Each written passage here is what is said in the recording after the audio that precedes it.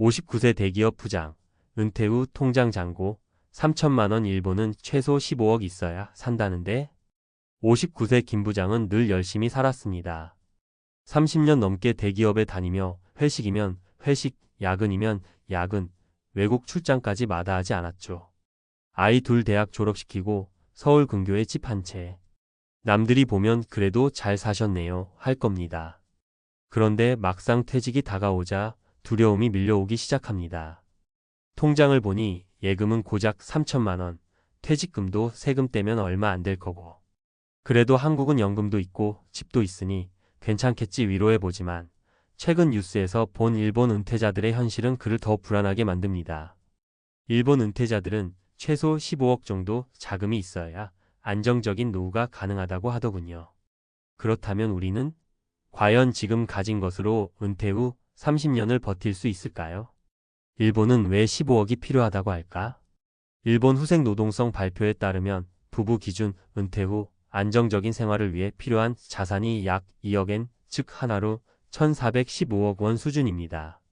이 기준은 월 평균 생활비 25만 엔 약 220만 원을 기준으로 하되 병원비, 간병비, 물가 상승까지 고려한 수치예요. 게다가 일본도 100세 시대입니다. 60세 이후 3,540년을 살아야 하니 단순히 생활비만으로 계산할 수 없는 거죠. 그럼 우리는 어떤 상황일까요? 한국 은퇴자 현실은? 한국도 이제 100세 시대입니다. 평균 수명 83세. 하지만 건강 수명은 73세로 나머지 10년은 병원비, 약값, 간병비에 시달릴 가능성이 높다는 뜻이죠. 문제는 대다수 은퇴자가 나는 괜찮겠지 하는 착각에 빠져 있다는 겁니다. 10억? 말도 안 돼. 우리한텐 집도 있고 연금도 있고 하지만 이건 숫자의 착시일 뿐입니다. 은퇴 후 파산 위험 이미 현실이 되고 있다. 은퇴 후 돈이 없어 일용직, 편의점, 택배로 재취업하는 60대 이상이 무려 200만 명을 넘어섰다는 통계 보신 적 있나요? 젊을 땐 한 달에 500만 원 벌어도 은퇴 후엔 200만 원도 모자라다는 말이 괜히 나오는 게 아닙니다. 아래 세 가지 사례는 현실에서 쉽게 볼 수 있는 이야기들입니다. 사례 59세 대기업 부장, 퇴직 후 현실과 마주하다.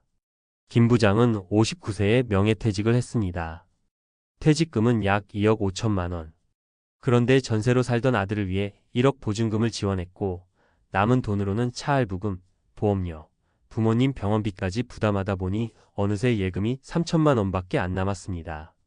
그는 지금도 구직 사이트를 뒤지며 나이 때문에 떨어졌습니다 라는 말을 듣습니다. 그가 상상한 은퇴는 현실과 너무 달랐습니다. 사례 61세 여성 공무원, 연금이 있어도 불안하다. 30년 넘게 교육청에서 근무한 최 씨는 연금으로 매달 180만 원을 받습니다. 나름 괜찮네 싶지만 문제는 물가 상승. 30년 후에도 180만 원이면 과연 충분할까요?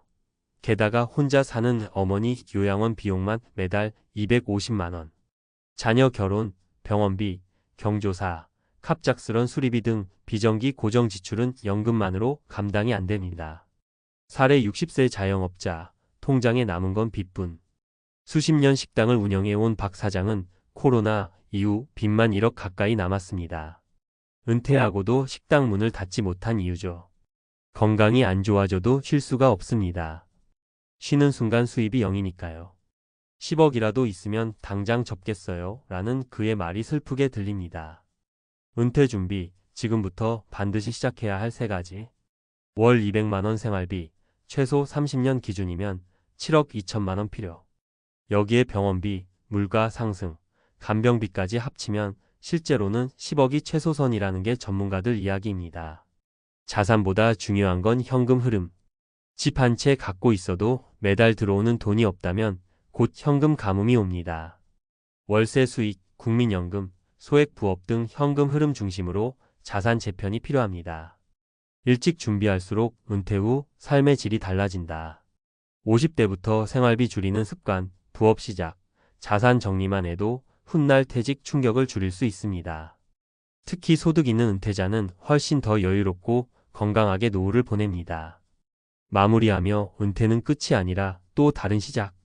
10억 있어야 한다니 너무 먼 얘기 아닌가요? 라고 말하는 분들도 많습니다. 하지만 지금 우리가 해야 할 건 숫자의 좌절이 아니라 현실을 제대로 직시하고 준비를 시작하는 일입니다. 일본이든 한국이든 결국 노후를 결정짓는 건 내가 지금 어떤 선택을 하느냐입니다.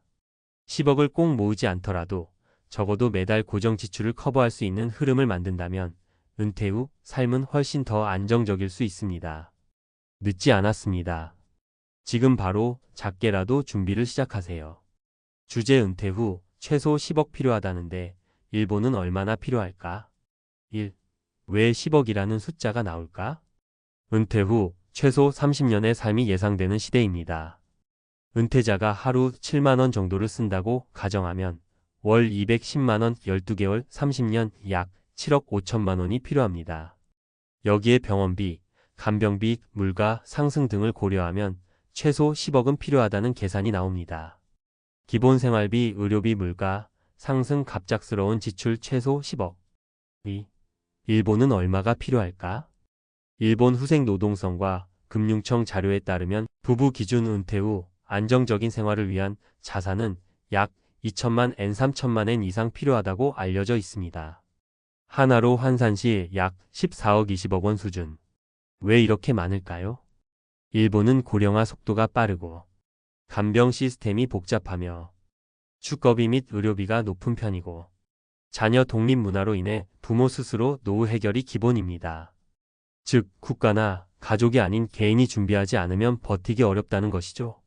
3. 한국은 괜찮을까? 한국도 100세 시대에 들어섰습니다. 평균 수명은 83세지만 건강 수명은 73세, 즉 나머지 10년은 병원비나 간병비가 드는 시기입니다. 여기에 국민연금으로 받는 금액은 2024년 기준 평균 수령액은 월 60만 원 내외. 부부 합쳐도 약 120만 원. 생활비로는 턱없이 부족.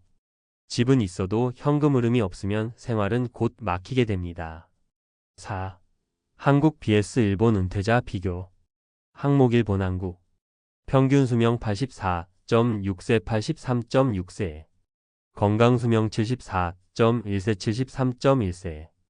은퇴 후 생존 기간 약 2030년 약 2030년. 노후 필요 자산 부부 기준 약 2억 3억 엔 14억 20억 원 약 7억 10억 원. 공적연금 수령액월 평균 150만 원 이상 월 평균 60만 원 내외.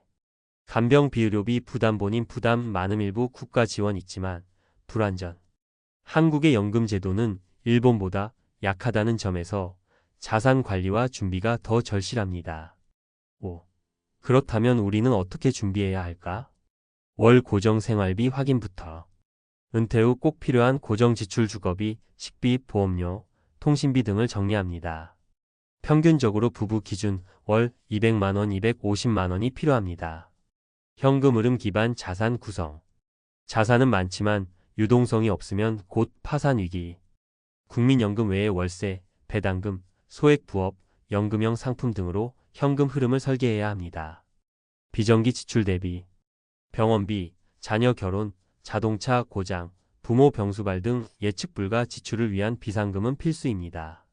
노후 주거 계획 점검. 서울 아파트는 유산이지만 노후엔 부담이 될 수 있습니다. 작은 집으로 다운사이징, 시골이나 실버타운 등의 주거 전략도 고려해야 합니다. 6. 결론. 일본보다 한국이 물가가 낮다고 해서 10억이 과장된 수치는 아닙니다. 오히려 노후 시스템이 덜 준비된 한국은 더 위험할 수 있습니다. 나는 괜찮겠지라는 생각이 가장 위험합니다. 요약. 일본 은퇴자들은 평균 14억 20억 원 수준의 자산을 필요로 함. 한국도 최소 10억 이상 필요, 현금 흐름과 건강 리스크가 관건. 은퇴 준비는 자산 규모보다 구조, 연금보다 생활습관, 부동산보다 현금 흐름이 중요.